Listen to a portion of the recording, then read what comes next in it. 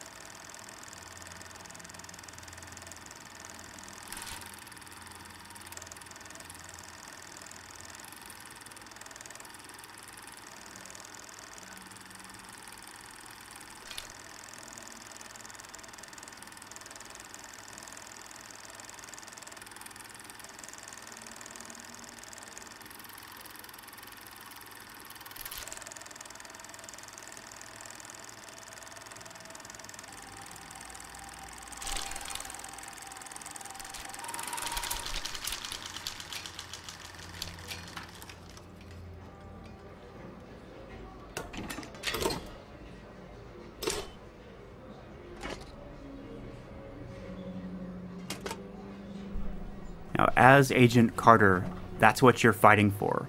That child's family and thousands of others like it are the stakes in this conflict with the alien enemy.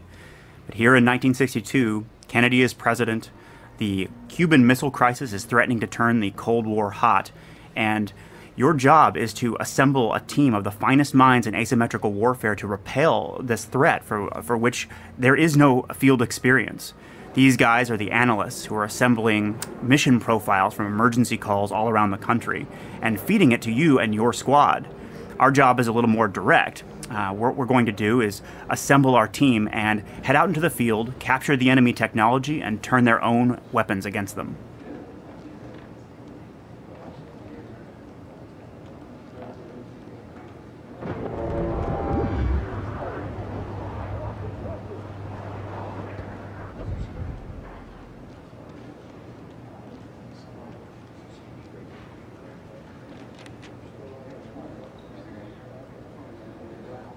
Agent Carter, a real pleasure to meet you. I'm Agent Leon Barnes. So this guy's Agent Barnes. He can speak to the strengths and weaknesses of all the agents available to you with authority. Come with me and we'll get you set up for the field. So, true confession time. 2K Marin is full of big fat RPG nerds like me, and this underground base is a true social space where you can meet with your fellow field officers and discuss strategies to repel the aliens, and sort of look at what it's like to experience the emotional cost of this kind of invasion from within. Now we're going to assemble our squad of agents from the array that Harvey's managed to accrue over the course of the game.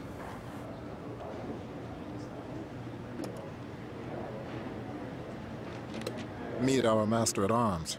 He's an ammo dump on legs, makes his own rounds. First guy you want nearby when you hear the click of an empty chamber. If you're looking for a bruiser, you found your guy. Don't let the dress code fool you. There's other suits made of dead Ruskies. The agents are the primary channels of player growth in XCOM. We like to say that they're like your left and right hand, and it's up to you to turn each one into a fist. Now, similar to the original games, you've got this big stable of them that you're able to work on and specialize as you play through the campaign. Harvey's already taken a couple of these guys out into the field, and the commando at the top there is ready to purchase a new ability with field experience. So why don't we take a look at what's available?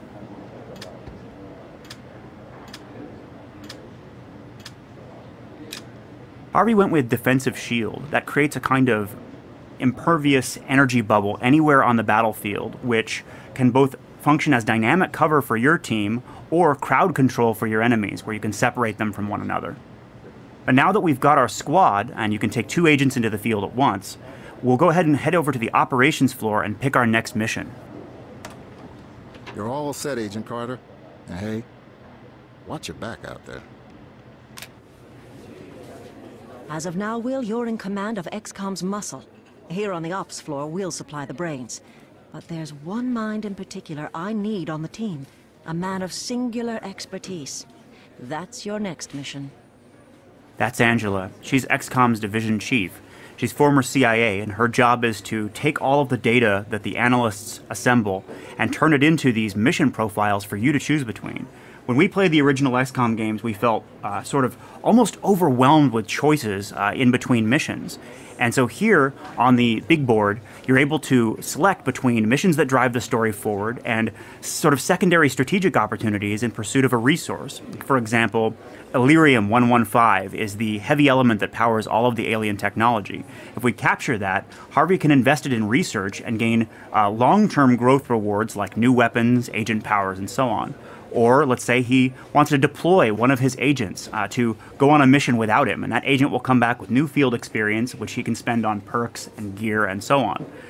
So let's take a look at what Harvey does next. Until recently, Dr. Alan Weir was working with Dad, analyzing the alien technology and subverting it to help humanity fight back. A short time ago, we lost contact with him. You and your team will head to his last known location, track him down, and bring him home. So Harvey's chosen a backbone story mission. Assembling a team of the best also affects the story of the game. If we get Dr. Alan Weir, he will join the base and be able to comment on future missions, and he will also grant XCOM a significant boon in terms of its research potential.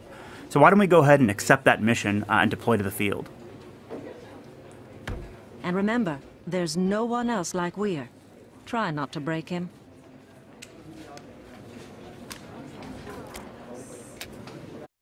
So if that combat intelligence, that fierce hunger to understand the enemy from the inside out is key to what we feel makes an XCOM experience mechanically, the human relationship to the unknown is critical to the themes of this origin story.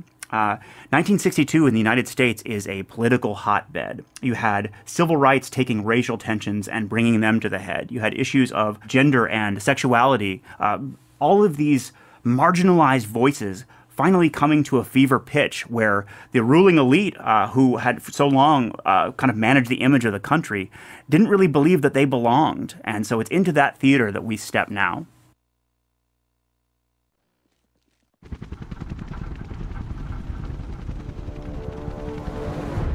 So here we are in the Sky Ranger. These guys are the agents, and that gear that they're wearing represents the unique powers that each one that Harvey selected will bring to the battlefield.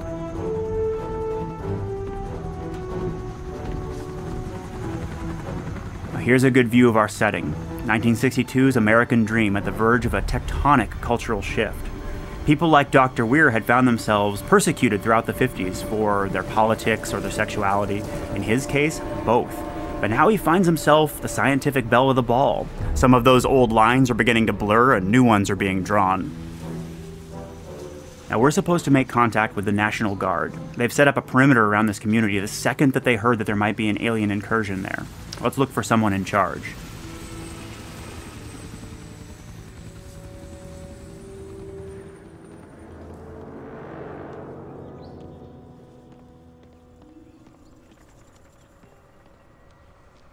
This isn't right.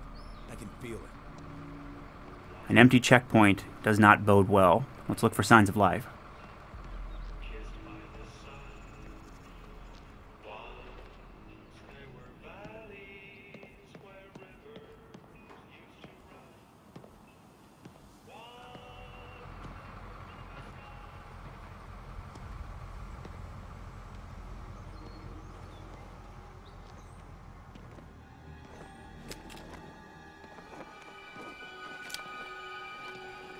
What in hell happened here?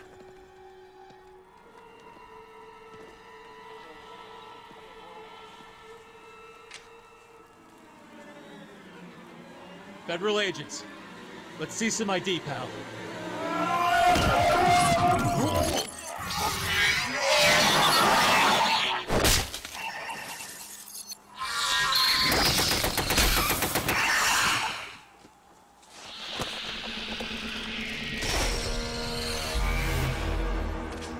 That's the face of the alien enemy in XCOM. Collectively known as the Outsiders, they're made of a kind of living technology.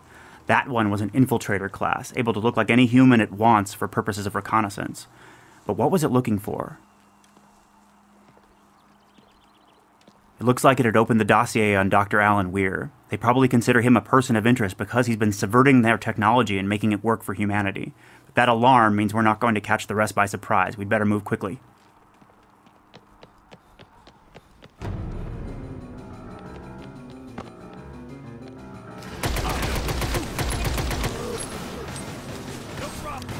Alone in XCOM, Harvey will get slaughtered. He has to command his agents very precisely in order to survive.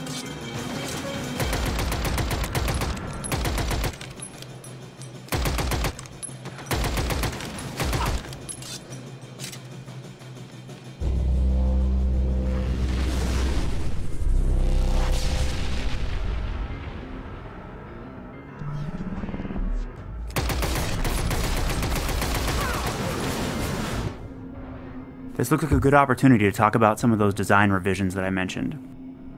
This is the tactical view. It represents Carter's long experience as a field commander. Now, Harvey can sweep around the entire battlefield and look for tactical opportunities. Time is slowed to a crawl, and he can command his agents' powers on a much more granular scale here. On the left is the commando's powers, and on the right, you see the master-at-arms. Harvey has to choose between the more expensive powers and the cheaper ones in order to solve a problem like this. That shield that we're looking at is soaking up too much of his agent's damage. He'll lose if he tries to just trade bullets with these guys all day, so he needs to find a way to solve this problem. It's kind of our real-time take on the classic battlescape of the original games. It looks like Harvey's going for Disrupt. That'll create a kind of feedback loop in the body of that outsider and cause him to drop his guard.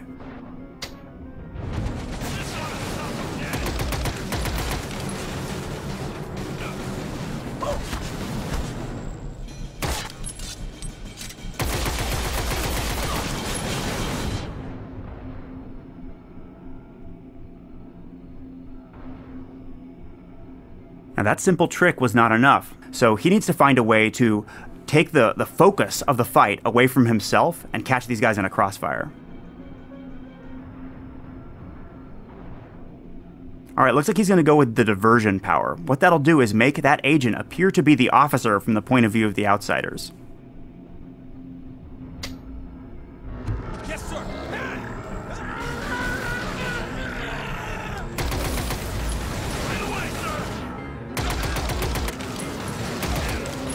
Nice.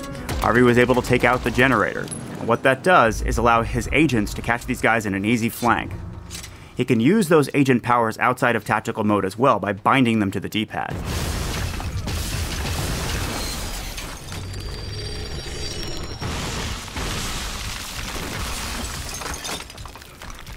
The outsiders threaten our world on an existential scale. That living technology they're made out of is both intelligent and highly aggressive. It's part of an ongoing plan to terraform our world and turn it into theirs.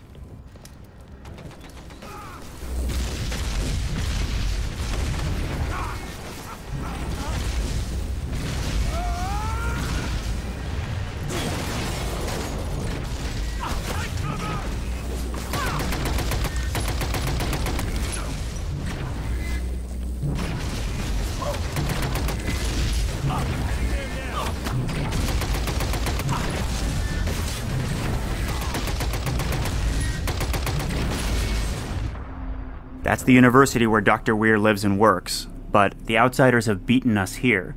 They've got a strongly reinforced position, and Harvey's at a real disadvantage. He's going to have to find a way to subvert this situation and make it work for him, using his agent powers.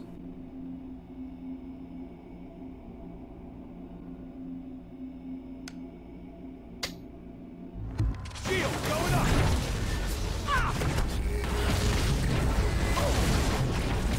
Right away. Over here.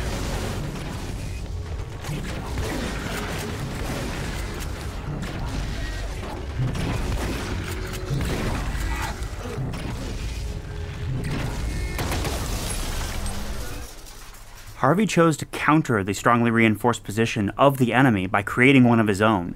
He laid down a defensive shield, that power that he purchased back in the base, and created a diversion from inside it. That allowed his agents to soak up all the damage-dealing potential of the enemy, and freed him up to come back here and disable the turret. Now that he's done that, we can capture it. This is another of those design changes that I mentioned. When he folds up the technology that this turret is made out of, he can actually take it with him and use it later in the field. Yes, Chief.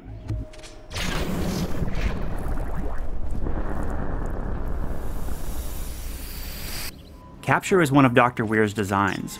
Now that Harvey has the technology for the turret in pocket, he has a choice to make. He can either melt it down for long-term research gains, such as new weapons, agent perks, and so on, or he can press it into service as a member of the squad and command it just like an agent. Whatever he wants to do, we better move on and get to Weir.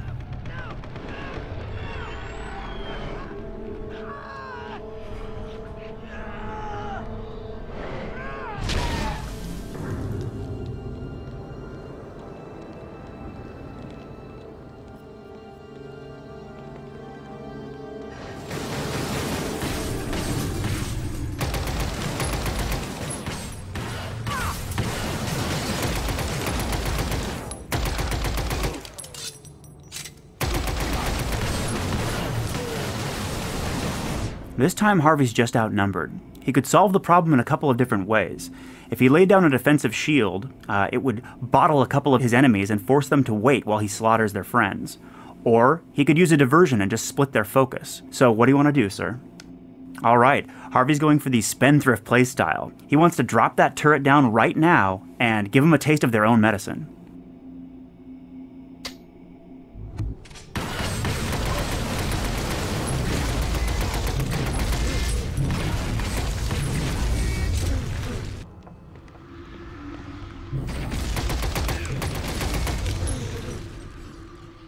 Now that Harvey's chosen to deploy the turret in the field like an agent, it has a limited lifespan. It's going to disintegrate pretty quickly, which means we should move on while it's still guarding our back. Now sometimes in the field you'll come across a novel design. This laser rifle, for example, is not adapted for human use, but if Harvey returns it to the lab, he can actually reverse engineer it and create a version that his agents can wield. In the meantime, we'll strip out the ammo and use it in one of our own alien weapons. That is one heck of a weapon. This is the disintegration ray. We've included it here to show the gains of the long-term growth curve in XCOM. If you're willing to invest in research and master the science of the enemy, you can take them on and remove their edge in combat.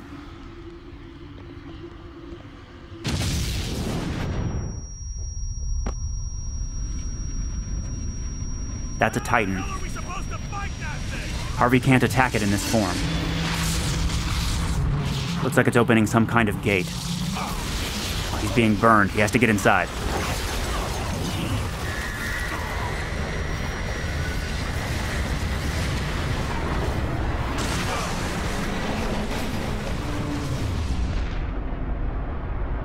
That Titan is terraforming this entire courtyard, bombarding it with some kind of cosmic energy and transforming it into something very much like the alien world.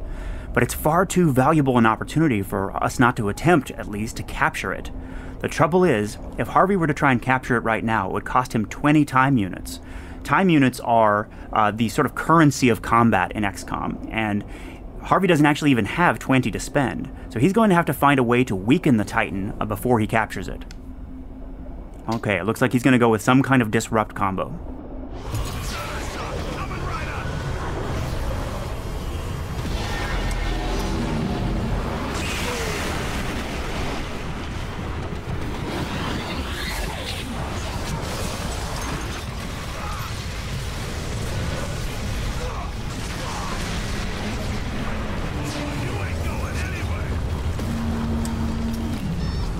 Harvey's got the Titan on the ropes, but that was the agent with the capture power. He's going to have to find a way to do a combat evac. Defensive shield will protect him from the rain. Alright, let's capture that Titan.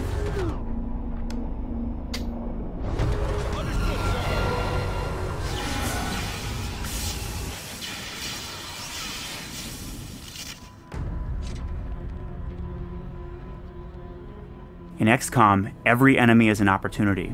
We wanted to tear down the walls between what is traditionally understood to be the game environment, the squad, the enemy AI, and the player. In the right hands, we believe they should all become player tools.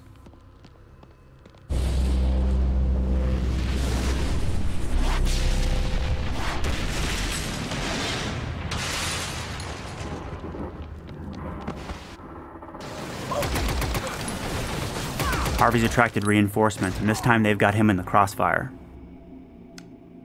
Alright, it looks like Harvey's going to deploy the Titan and use their strongest machine of war against them.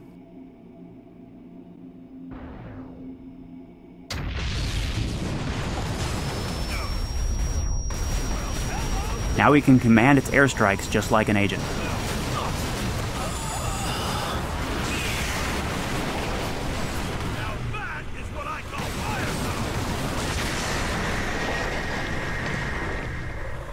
The Titan doesn't have long to live, so let's press on and find Dr. Weir.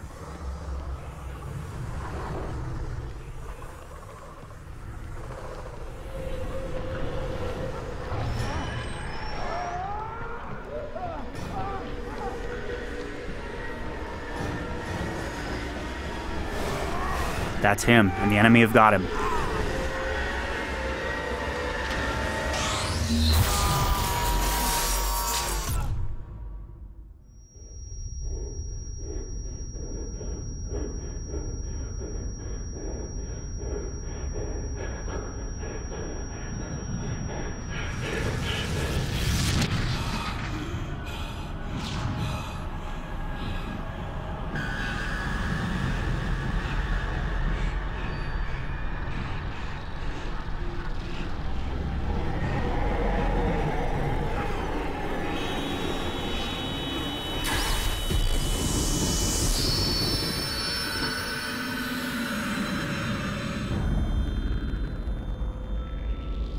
That's XCOM. Thanks for watching, everybody.